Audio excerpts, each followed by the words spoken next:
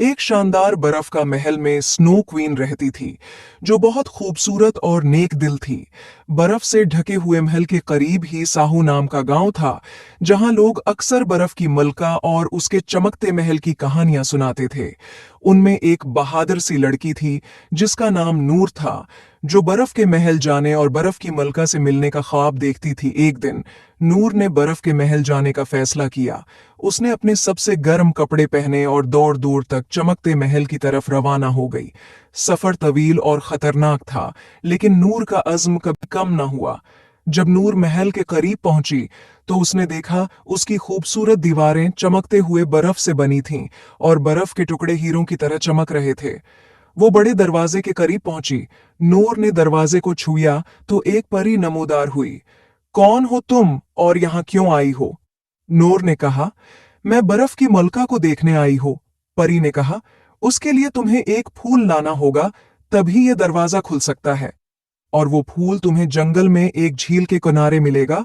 और परी ने नूर को एक जादुई सितारा दिया जो चमक रहा था, और कहा, यह तुम्हारे काम आएगा। नूर ने जंगल में जाने का फैसला किया। जंगल में चलते चलते वो एक झील तक पहुंची और उसने वो फूल तलाश किया। नूर ने फूल को देखा और उतारने की कोशिश की, तो बहुत से मगरमच्छ ने हमला कर दिया। नूर देखकर डर गई, मगर फिर उसने बहादुरी से उनका मुकाबला किया और फूल हासिल कर लिया। नूर फूल लेकर महल गई, दरवाजा खुद ब खुद खुल गया।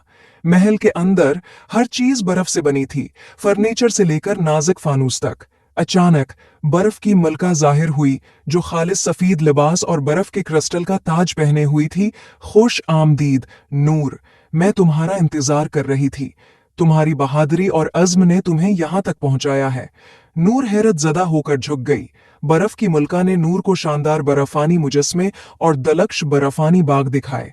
जब सूरज गुरूब होने लगा और बर्फ पर सुनहरी रोशनी बिखरने लगी, तो बर्फ की मलका ने नूर को एक खास हार दिया, एक बर्फ का लाकट जो जादुई रोशनी से चमक रहा था।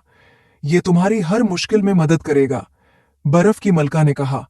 नूर ने बर्फ की मलका का शुक्रिया अदा किया और वो वापस गायों की तरफ रवाना हो गई।